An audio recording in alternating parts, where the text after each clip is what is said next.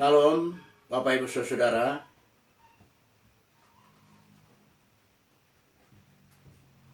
Mohon kepada siapapun yang mau bergabung untuk mendengarkan khotbah saya.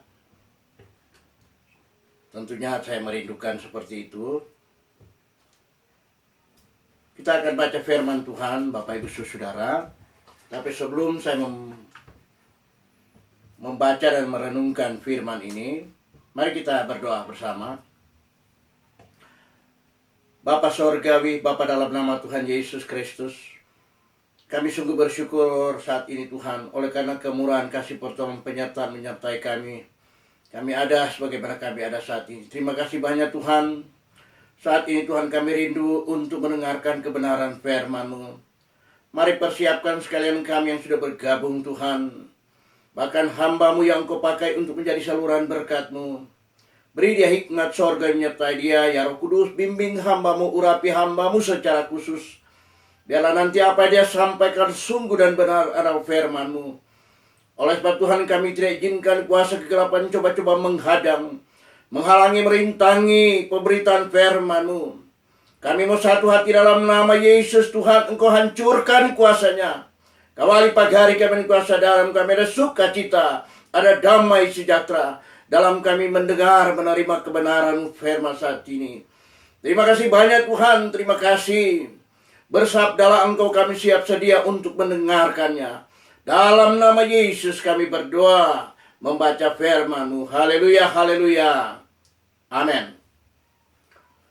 Bapak Ibu Saudara-saudara,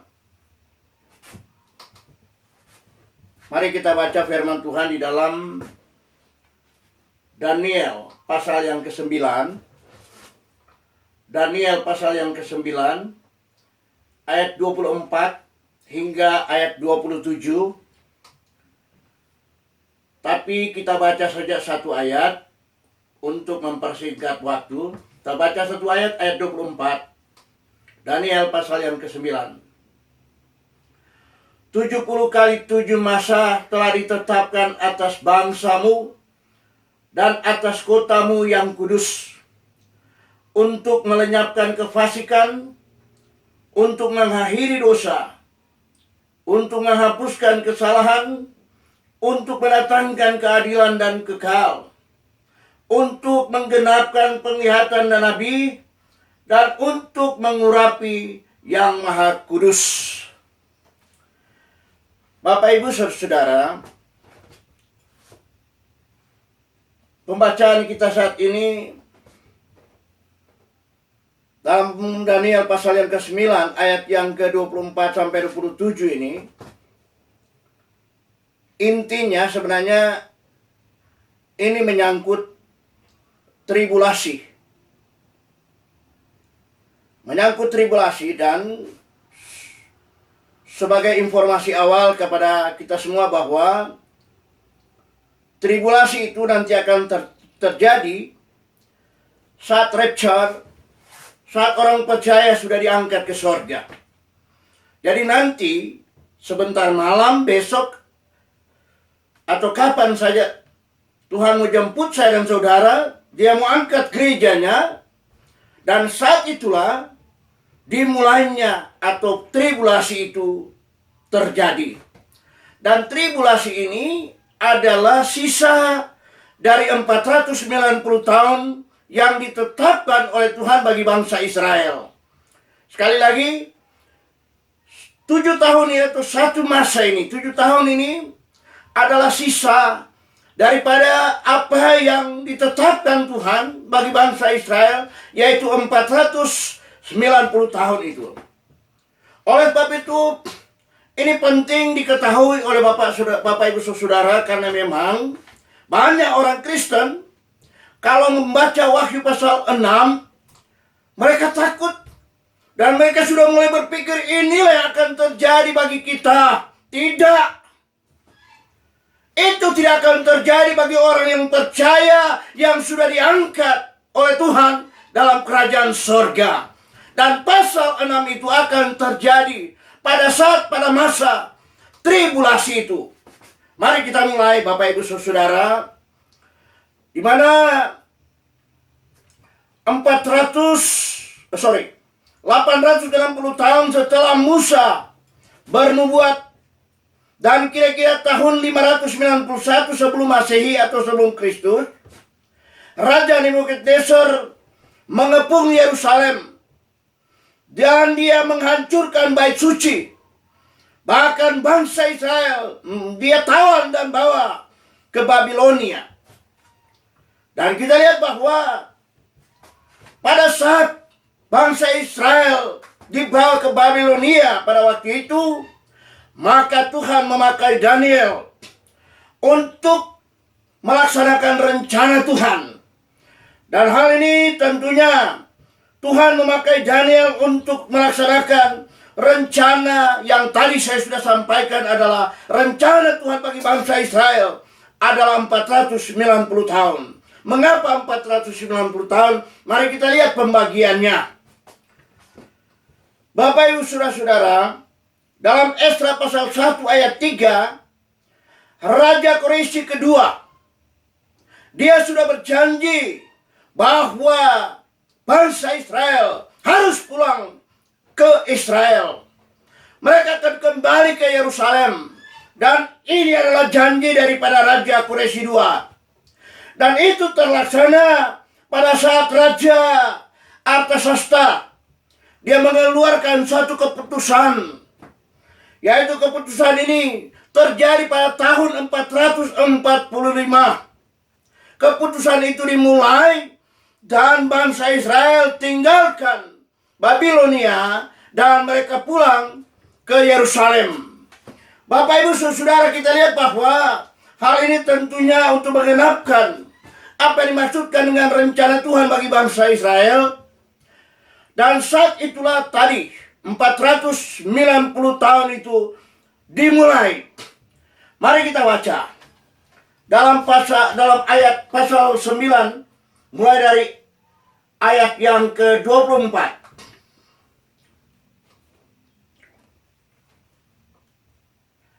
70 kali 7 masa telah ditetapkan atas bangsamu dan atas kotamu yang kudus.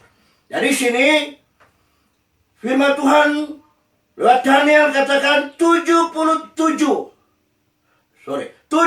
kali 7 masa. 70 kali 7 masa itu sama dengan 490 tahun, kata firman Tuhan, ditetapkan atas bangsamu. Bangsa mana itu? Adalah bangsa Israel. Kota mana itu? Adalah kota Yerusalem yang kudus. Tidak ada di dunia ini kota yang kudus, sebutan kota yang kudus hanya Yerusalem di dunia ini. Kota yang kudus untuk melenyapkan kefasikan, untuk mengakhiri dosa, untuk menghapuskan kesalahan, untuk mendatangkan keadilan yang kekal, untuk menggenapkan penglihatan dan nabi, untuk mengurapi yang maha kudus. Tadi sudah jelas bahwa 490 tahun itu atas ini rencana Tuhan, rencana untuk bangsa Israel. Dan sudah disebutkan atas kota Yerusalem, dan bangsamu adalah bangsa Israel. Ayat 28. Maka ketahuilah dan ayat 25. Maka ketahui dan pahamilah dari saat firman itu keluar, yaitu bahwa Yerusalem akan dipulihkan dan dibangun kembali sampai pada kedatangan seorang yang diurapi, yaitu seorang raja. Ada 7 kali 7 masa dan 62 kali 7 masa lamanya. Jadi di sini dalam ayat 25 ini disebutkan dua masa, yaitu ada 7 kali 7 masa. Jadi 7 kali 7 masa itu 7 kali 7 tahun adalah 49 tahun. Ini yang pertama. Kemudian 7 kota itu akan dibangun kembali dengan tanah lapang dan parit tetapi di tengah-tengah kesulitan ayat 26. Sesudah ke-62 kali 7 masa itu akan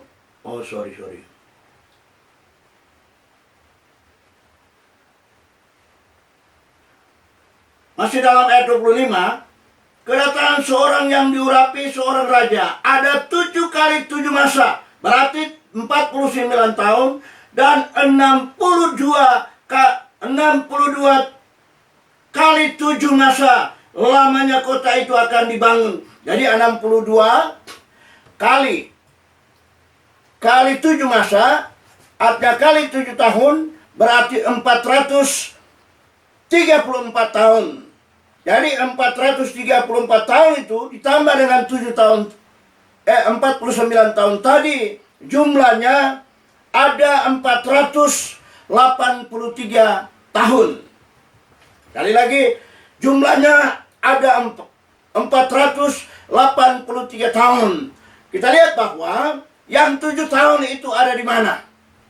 Inilah yang dimaksud dengan masa tribulasi. Dan kita lihat bahwa, saya kembali dulu, 7 kali 7 masa itu 49 tahun itu, di mana bangsa Israel membangun kembali kotanya Yerusalem, dan mereka membangun bait suci pada waktu itu. Dan kita lihat bahwa 62 kali 7 masa itu adalah 434 tahun, tambah dengan 49 tahun saya sebutkan tadi, adalah 483 tahun. Tinggal yang 3 tahun yang belum terjadi. Jadi kita lihat bahwa sebenarnya sesudah 7 kali 7 masa 43 tahun, sisanya 62 tahun kali 7 tahun, ada 434 tahun itu. Pada saat ini disebutkan dengan masa senyap. Tuhan tidak berbuat apa-apa bangsa Israel. Sepertinya Tuhan membiarkan bangsa Israel pada 62 kali 7 masa itu, yaitu 434 tahun itu, Tuhan kasih biar. Oleh karena apa? Karena dosa dan pemberontakan mereka terhadap Tuhan. Dan sampai hari ini, Bapak Ibu saudara-saudara, persoalan di sini ada di mana yang 7 tahun itu? Mari kita bahas. Bapak Ibu, yang 7 tahun itu adalah masa tribulasi. Dan itu nanti akan terjadi. Tadi saya sudah sampaikan, sesudah gereja Tuhan diangkat ke sorga, sesudah saya dan saudara yang percaya kepada Yesus diangkat ke sorga, itu namanya rapture. Dan itu akan terjadi. Dan pada saat itulah akan terjadi apa yang disebut dengan tribulasi. Tribulasi itu adalah 1 kali 7 masa atau 7 tahun. Dan kita lihat 3,5 tahun pada masa tribulasi itu, orang percaya, saya dan saudara sudah dibawa ke surga. Orang tidak akan mengalami itu. Walaupun banyak pengajaran-pengajaran mengatakan orang mau alami. No, tidak. Orang tidak akan alami. Orang sedang membayar harga, mengiring Tuhan setia dan taat kepadanya. Itulah yang sedang kita perjuangkan tadi. Harus sungguh-sungguh, bertobat sungguh-sungguh, iring dia dengan sungguh-sungguh sampai dia datang kembali menjemput saya dan saudara. Oleh sebab itu kesempatan akhir ini bagi saya dalam setiap doa saya, Tuhan, biarlah waktu yang sisa ini saya menggunakan dengan sebaik-baiknya mengiring dan melayani Engkau Tuhan. Supaya manakala sangkakala berbunyi, kata firman Tuhan, Dia akan turun dari sorga di awan-awan. Dia akan membawa kita. Kita akan menyongsong Dia di awan-awan. Dan Dia membawa kita dalam kerajaannya, yaitu kerajaan sorga, yang Dia sudah janjikan kepada kita, kepada murid-muridnya, bahwa kita akan dibawa ke sana. Ini, jadi pada saat itu tribulasi berjalan, 3,5 masa atau 3,5 tahun adalah masa antikris. Israel dan orang yang tertinggal, yang tidak mau percaya kepada Tuhan, akan masuk pada masa tribulasi, pada masa antikris itu. Jadi, jangan kita goyah, bahkan mungkin goncang. Orang mengatakan antikris sudah ada. Roh antikris, dia sudah bekerja dari 2000 tahun yang lalu, dikatakan oleh Yohanes bahwa roh antikris sudah dan sedang bekerja. Tapi manakala saya dan saudara sudah disingkirkan, artinya sudah diangkat ke sorga, maka antikris akan bekerja sepenuhnya. Dan dia memulaikan, siapa yang tidak mau ikut dia akan dibunuh. Termasuk kita yang mungkin orang-orang sekarang yang tidak percaya kepada Dia yang tertinggal dalam dunia ini, bersama-sama dengan umat Israel, menebus dengan darah sendiri, akan dibunuh. Kalau engkau mau pertahankan Yesus dalam hidupmu dan engkau mau selamat. Tapi begini Bapak Ibu, jangan kita berspekulasi. Artinya begini, banyak orang berpikir, nanti saya akan tebus pada masa tribulasi. Tidak bisa. Kalau engkau mati sebentar malam,